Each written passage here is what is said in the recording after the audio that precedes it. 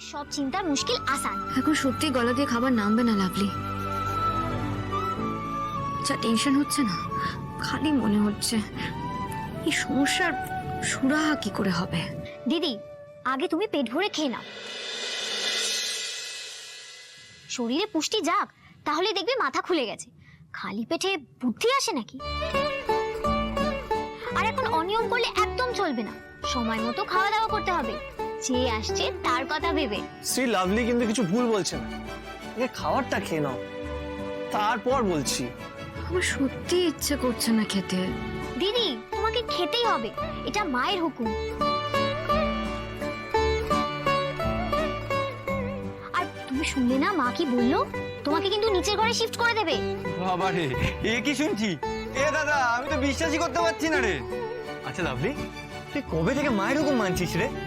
হ্যাঁ, আমি এই ব্যাপারে মানবই, কারণ মা যে কথাগুলো বলেছে সেগুলো ভুল কিছু বলেনি রে। যা বলেছে দিদির ভালোর জন্যই বলেছে। আর উনি তো মা হন, মায়ের অভিজ্ঞ মতামতগুলো আমাদের মানা দরকার। তার মানে তুমি চাও আমি বাড়িতে আটকে থাকি? না না দিদি, তুমি আমাকে ভুল ভাবছো। আমি তো তোমার নিজের শরীরের খেয়াল রাখার কথা বলছি, এটা তো অবশ্যই দরকার। সে না হয় বুঝলাম, কিন্তু মা যদি সত্যি আমাকে আটকে দেন তাহলে কি হবে বুঝতে পারছো? আমরা আমাদের ড্রিম প্রজেক্টে হাত দিয়েছি। সে তো তোমাকে একটু একটু বাইরে বেরোতেই হবে, তুমি সাবধানে চলাফেরা করলে আর কোনো অসুবিধা হবে না। আরে বাবা, কিন্তু মা যদি যেতেই না দেন তাহলে বেরোবো কি করে?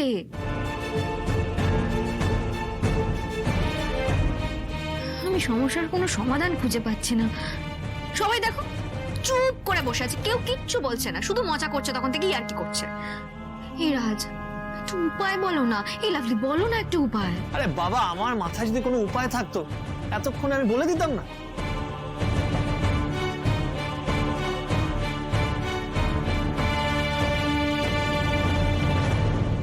ঠিক আছে, তোমাদের মাথায় যখন কিছু আসছে না তখন আমি কিছু ভেবে দেখবো।